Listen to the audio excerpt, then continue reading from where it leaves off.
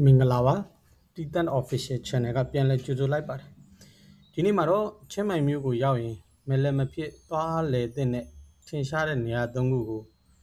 မျှဝေပေးကြပါတယ်ပထမဆုံးကတော့တပ်ဖဲဂိတ်ပါမြို့ဟောင်းပေါ့ဗျာကျွန်တော်တို့စီမှာဆိုရင်တော့မန္တလေးမြို့ကျုံးပုံစံမျိုးပေါ့အဲ့တော့မြို့ဟောင်းတပ်ဖဲဂိတ်ကိုရင်သွားတင်ပါတယ်အဲ့တော့မနက်ပိုင်းဆိုရင်တော့ပို့ပြီးတော့တင်တော့ပါတယ်ဒါဆိုရင်အေးဆေးဆေးရှိမယ်ဓာတ်ပုံလေးအေးဆေးဆေးရိုက်လို့ရပါတယ်။လူများများနဲ့တခြားနိုင်ငံသားကောသွားလာများတဲ့အချိန်မှသွားကျင်တယ်ဆိုရင်တော့ညပိုင်းကပို့ပြီးတက်တော့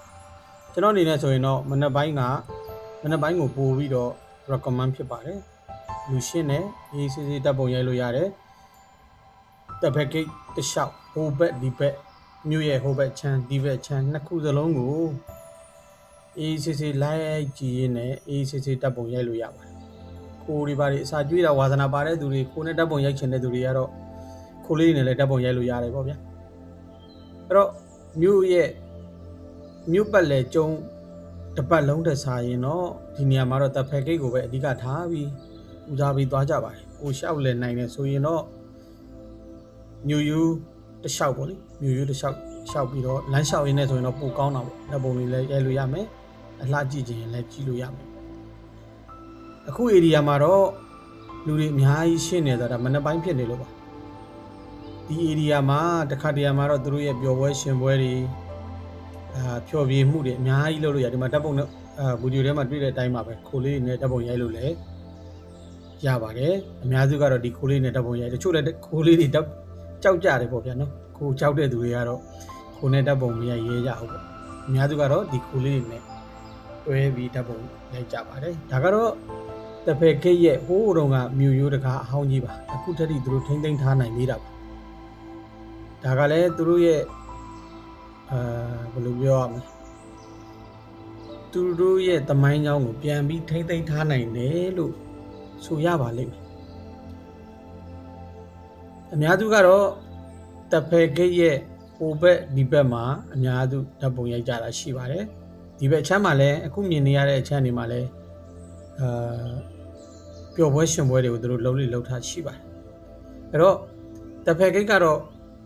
ချင်းမိုင်ကိုမြို့ကိုရောက်တယ်ဆိုရင်မဖြစ်မနေသွားတဲ့နံပါတ်1ပါမြို့ဟောင်းတွေကိုသွားတယ်ဆိုရင်တဖဲဂိတ်ကရောက်တယ်ပေါ့နော်ကိုသွားတဲ့နေရာနဲ့နီးချင်းမနီးချင်းတဲ့မြို့ထဲမှာတဲမြို့ဟောင်းမှာတဲတယ်ဆိုရင်တော့သိကြတယ်တဖဲဂိတ်ကလမ်းလျှောက်သွားတာနဲ့ရနိုင်တယ်ပေါ့နော်အဲ့တော့တဖဲဂိတ်မှာထူးခြားတာတော့မြင်းမြတ်သားတော့ရှိလို့မဟုတ်ပါဘူးဒါပေမဲ့မြို့ဟောင်းတကားဖြစ်တဲ့အတွက်တဖဲဂိတ်တရားနဲ့အမှတ်တရဓာတ်ပုံရိုက်ကြတာပါကျန်တော့ဒီနေရာမှာထူးထူးခြားခြားရှိမနေဘူးညဘက်သွားတယ်ဆိုရင်တော့ဒီနေရာမှာဈေးစားတရားတောက်စရာဆိုင်လေးတွေရယ်တခြားသောနိုင်ငံသားအသွားအလာနဲ့ရှုပ်ရှက်ခံနေတဲ့နေရာပေါ့ဗျာဒါပေမဲ့ညဘက်ရှုပ်သွားကျင်တယ်ဆိုရင်တော့ညဘက်ပေါ့အေးစီပတ်ချလေလေးလမ်းလေးလျှောက်ဓာတ်ပုံလေးရိုက်ဆိုရင်တော့ပိုကောင်းတာပေါ့ဒီမြင်ကွင်းကတော့တော်တော်အဆင်မပြေတာပါကိုရီသူ့ဘက်သူနေတာကိုလှအောင်ပြန်တဲ့နေရာမှာအနှောက်အယှက်ပေးသလိုတော့မြင်ရပါတယ်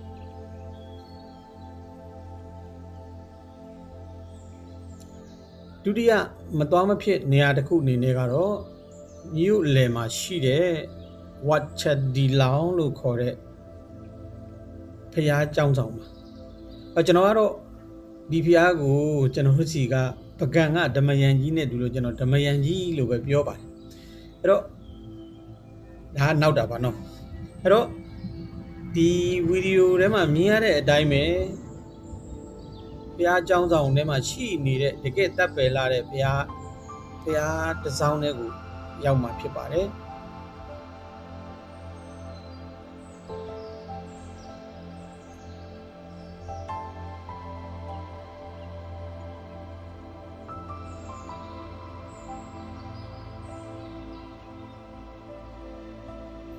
မြင်နေရတဲ့အတိုင်းဝါချရလောင်ဘုရားကျောင်းနဲ့တူနောက်ခံလှပတဲ့ကောင်းငင်ပြပြကြီးကိုလှပတော့မြင်နေရမှာဖြစ်ပါတယ်။ဒါကြောင့်မလို့ဝါချရလောင်မှာဓာတ်ပုံနဲ့ဗီဒီယိုရိုက်တဲ့အခါနေအောင်ရှိနေတဲ့အချိန်ကပိုပြီးတင့်တော်ပါတယ်။နေအောင်ရှိတဲ့အချိန်မှာနောက်ခံကောင်းငင်ပြကြီးနဲ့ဝါချရလောင်ဘုရားကအလွန်တပ်ပဲ့ပါတယ်။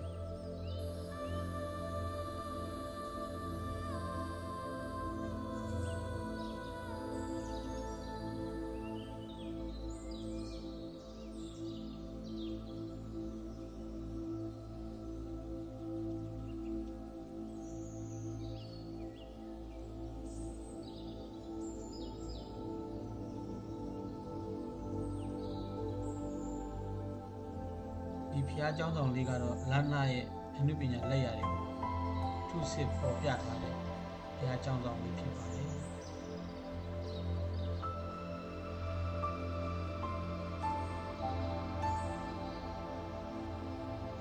နောက်ဆုံးတစ်ခုအနေနဲ့ကတော့ dry sute လို့ခေါ်တဲ့မဖြစ်မနေသွားရမယ့်နေရာတစ်ခုပါ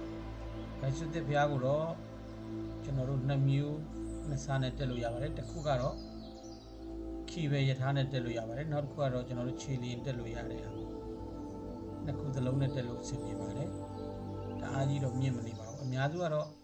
ခီပဲယထာကိုပါစီးကျင်တဲ့အတွက်ခီပဲယထာနဲ့လည်းတက်ကြတာရှိပါတယ်ကဲတောင်ပေါ်ရောက်တဲ့အခါ dry sute ဘုရားရဲ့ထူးဆန်းတဲ့အရာတွေတကယ်ရှေးဟောင်းဘုရားအမွေနှစ်တွေကိုဆက်လက်ကြည့်ရှုရအောင်လေနော်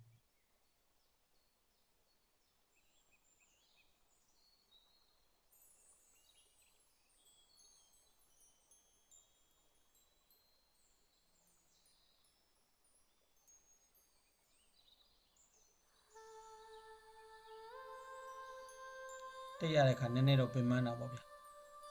သို့တော်လည်းအတွေ့အကြုံသစ်ရတာပေါ့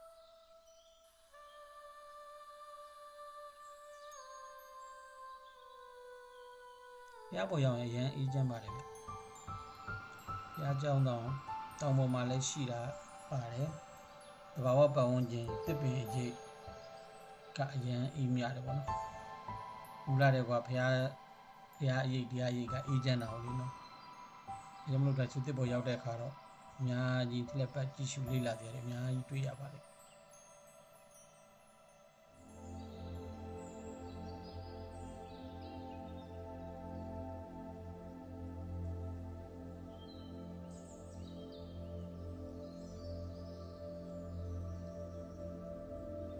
Fratat dry sute ပါဗျ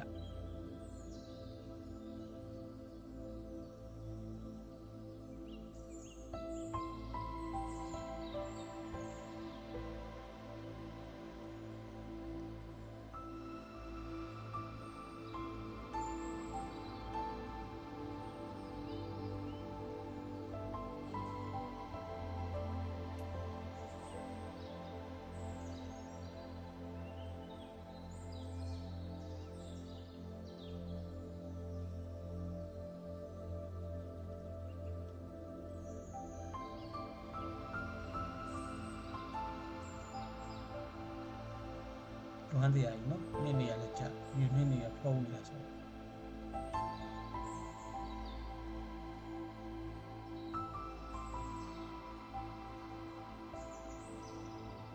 မြတ်ဖရားပါဒ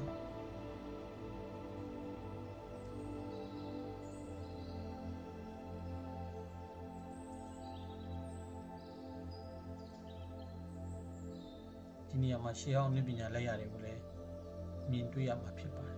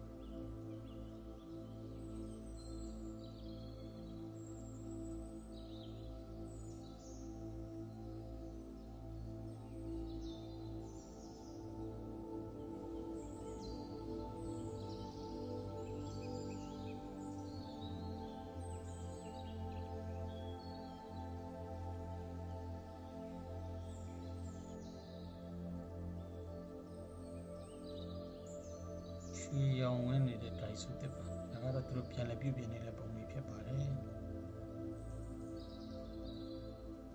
ရွှေပြန်ချတယ်ပေါ့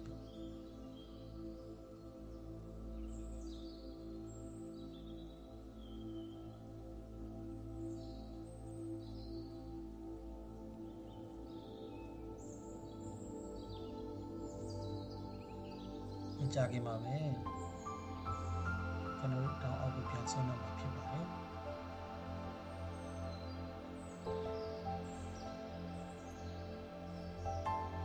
တောင်းအောက်ကို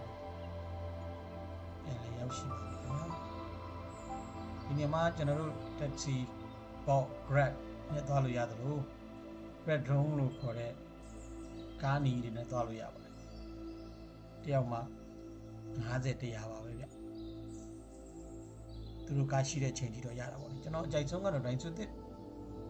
အပေါ်ကနေအပေါ်စီးကနေမြင်နေရတဲ့မြင်ကွင်းပါချင်းမိုင်မြို့တစ်မြို့လုံးကိုဒိုင်စုသစ်အပေါ်ကနေမြင်ရတဲ့မြင်ကွင်းကအရန်ကိုရင်သက်ရှူမိုးပဲကောင်းပါတယ်ဒီလိုဗီဒီယိုမျိုးလေးတွေဆက်လက်ကြည့်ရှုနေဆိုရင်တော့တီတန် official channel ကို like and subscribe လုပ်ထားဖို့လည်းမမေ့ပါနဲ့တင့်ငယ်ချင်းတွေအတွက်လည်း share လုပ်ပြီးပြန်လည်မျှဝေပေးပါအားလုံးကျေးဇူးတင်ပါတယ်နောက်ဗီဒီယိုမှာပြန်တွေ့ပါမယ်